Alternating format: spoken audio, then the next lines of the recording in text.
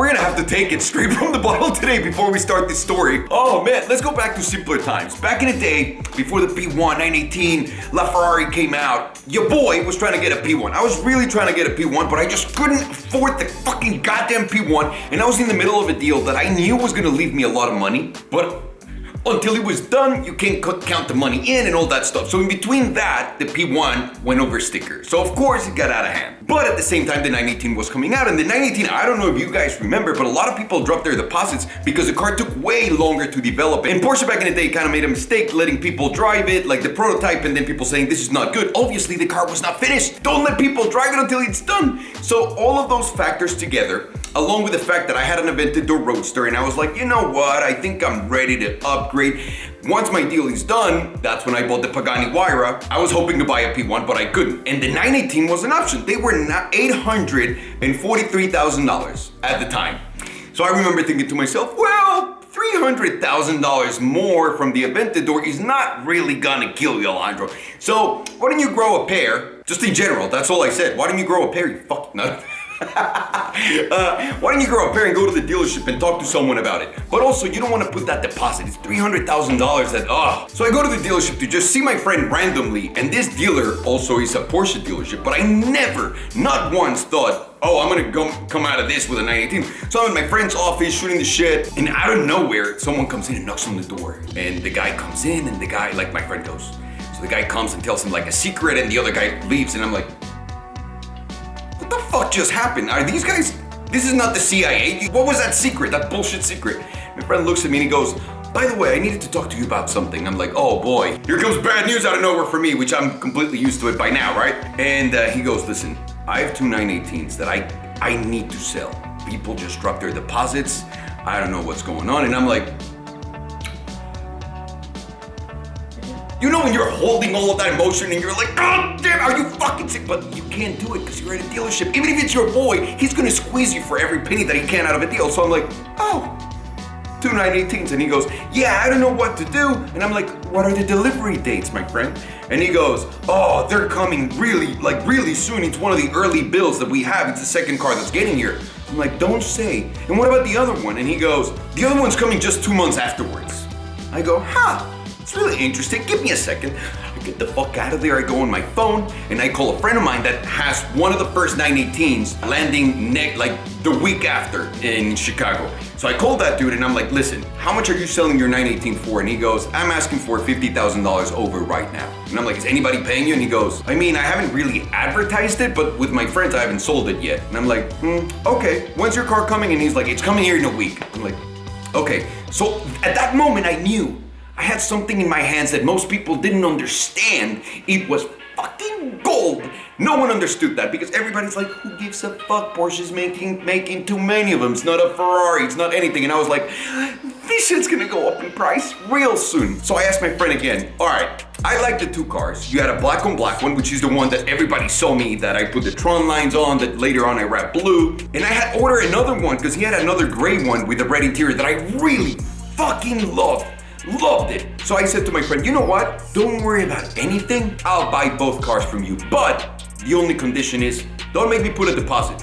He goes, it's a fucking done deal, dude. Take them. I leave and someone else from the dealership calls me and he goes, bro, my friend just told me that you just bought the two 918s that we had. And I'm like, fuck yeah. And he goes, what the fuck are you doing? Nobody's gonna wanna buy this car from you. I'm like, I know, man, I'm such a fucking idiot, I know, but you know what, I really love the car, don't worry about it. So I hang up the phone, I'm like, oh, no one has noticed that I just fucking stole two 918s. What the fuck is going on? So comes the day that my car is fucking landing, the black one, and I get a call from my friend in Chicago. My friend in Chicago calls me and he goes, bro, I just saw your post. I want to buy your black 918 from you and I'll give you $200,000 over sticker. And I go, I fucking knew it. I win. This is happening right now. But listen, I don't need to sell the car right now because I still want it. And originally my plan is, I'm going to buy the black one. I'm going to drive it for a month, 2 months while the gray one gets in. And once the gray one gets in, I sell the black one, probably for the difference of the payment in the taxes for that car. That's what I was thinking. I actually never thought the car was gonna explode in the way that it did in value. I had no idea, but I knew it was gonna be up. So I thought, I'm gonna drive the black car for free, and then I'm gonna get the gray one with the red interior, which is the one that I really like, and keep that. So my friend is telling me that he's giving me $200,000. I'm like, fuck, come on, guys. I haven't had that much money for a very long time. Like, now it's getting there, and I'm like, listen, I don't need to worry about your $200,000 right now, boy. I don't. I'm good. I'm gonna just ride the wave and drive my car. And he goes, are you sure? He's the last time I offer you this. I'm like, I'm sure. I'm gonna do it. And I said, even if he gives me $100,000, that covers the taxes for this one and the other one, and that gets me out of the car. No problem. And this is where the story starts to get rocky. So I hang up the phone, and I start getting ready to make the payment for the car, and I get a call from the dealer. And the dealer, the owner of the dealer, and he calls me and he goes, listen, I know you're trying to flip your car, and I'm gonna take it away from you. I'm not giving it to you. And I'm like, get the fuck out of here. I have not once tried to flip the car. Like, I'm just gauging the fucking market so that I can buy the second one from you too, right? Like, which I already signed for. And he's like, I'm not giving you the car. Now, at this point, most people will say, well, Alejandro, someone probably told him that you talked to your boy in Chicago or anything. Nah. Let me tell you what he wanted. So at this point, I'm a little crushed that the guy is trying to tell me that I can pick up my car, but I told him, listen, I already paid for the car. I already gave you whatever deposit that they asked me when the car arrived. They were like, just put a deposit down so you have it. So I put that deposit down. I can't remember how much it was. I told him, I paid you already. Just give me my car and I can wire you the money for the rest tomorrow. Period. Let's finish it. And he goes, no, I'm not gonna let you take the car unless you sign a piece of paper that says that you're gonna give me 30% of your profits if you sell it.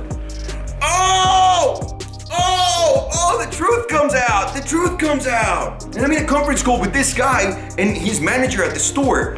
And I'm thinking, I can't believe this guy's fucking extorting me, or what feels like extortion, to get my car. Now I understand why you didn't want to give it to me in the first place. So I go, okay, so please repeat the terms one more time, sir. What exactly do I need to do? And he goes, well, you're gonna have to give me 30% of anything if you sell the car and you make more money on it. You can't sell the car unless I approve it, and we're gonna put it like this, and that. He throws me all the ground rules for the game, and I go, listen, guys, here's the reality of this. I was gonna say I might look dumb, but I am really dumb. I am really not educated. I don't know anything, but I've done a lot of legal paperwork because I work in the movie industry. I get the same fucking contract for so many different people that edited so many times that I've read so many contracts and terms and understand how everything works in that level. I'm not saying I'm a lawyer, but I have the experience. So I tell the guy, and I said, there's no way an owner of a dealer is this stupid, but I'm gonna give it a shot. Why don't you send me an email with all of the terms so that we make sure that we know what we're talking about, and it'll be a done deal. I'll sign it, and you'll give me the car, and if I sell it, we'll give you 30%. He goes, man, I'm so glad we were able to work this out. I really want you to have this car. He fucking sent me that email. Like, literally at the hour, I had an email saying from the owner of the dealership, if you accept to take the car, I'm gonna need 30%. All of the things that everybody would, like, if Porsche would have found out, they would have fucking lost their shit. So I didn't say anything. I was just like, I'm getting my car, it's not a big deal. And when he emails me that, I call him back and I go, he actually called me back like an hour later. He goes, hey, Alondra, do you have a chance to look at the paperwork? I'm like, hey, man, of course I did. And here's the good news. I'm not signing shit, and I'm taking delivery of my car. And he goes, what? You just hear like this complete silence in the room, and my heart's just fucking beating, I'm sweating, but you know what? I'm putting my fucking balls on the table on this one, baby, because I know how the fucking world works. I'm old, I've been fucked too many times. I'm done. I'm taking this fucking car. I'm taking my chances. So, after the big silence, Alejandro, I don't think you're standing in the position that you're standing. And I go, well, if I'm not, then don't sell me the car. But I think I am standing in that position where you sent me an email that if I show anybody at Porsche, you're gonna be fucking done. And immediately fucking loses his mind and starts yelling and whatever. And he hangs up the phone on me, and I'm like, I expected that. But you know what? I'm just gonna wait this time around. I'm not gonna call him. I'm just going to wait myself. And I did. And believe it or not, he called me back. And he goes, what can we do to get past this? And I go, it's very simple. I'm buying this car. I have the cash right now to buy it. But you know what? Now I don't feel like spending all that cash. How about you finance the car for me? And he goes, that's ridiculous. I'm not gonna do it. I was like, that's all I want. You already put me in this whole mess. And he ended up doing. So I got my car, I got it financed, I put 50% down, $400,000, 450, whatever the fuck it was, out of the rest. And I took my car. So once I took my car, because I was like, I'm not gonna tell anything about the second car, because if I say that, of course they're gonna take it away from me. So after I'm done with my first car, I take it out, they deliver it to me, it's official. I go back to the dealership and I go, all right, when am I getting my second car? I'm here to give you the deposit for that before the same confusion happens. And that's where I lost. That's where I lost the fucking fight. They took my second car away. They were like, we were never gonna get this car. And they played it like they were never gonna get this car. If I would have gotten that second car, I would have made $800,000 fucking dollars. Oh, and he just hurt me. He just hurt me. It hurt my economy because I could have bought so many other stupid things that no one needs. And he just hurt me because I was really excited about that other car because I really wanted that one, not the black one. But I ended up keeping the black one. And you know what? That's why I tattooed this on my body, and that's why we call it the Salomon VIP experience, because always think and expect for the worst. And if something better than the worst happens, good for you. That's my story. I legitimately bought 3 918s. I bought 2 at the beginning when I got super lucky, and then I got the 918, the acid green one, which I paid $2 million fucking dollars for afterwards because I like the car so much. Anyways, that's my story. Lots of ups, lots of downs. I win some, I lose some. This time around, it's not so embarrassing, I think. And my wife had nothing to do with it. So, who's fucking winning now? To everybody saying that I don't do anything without my wife's permission.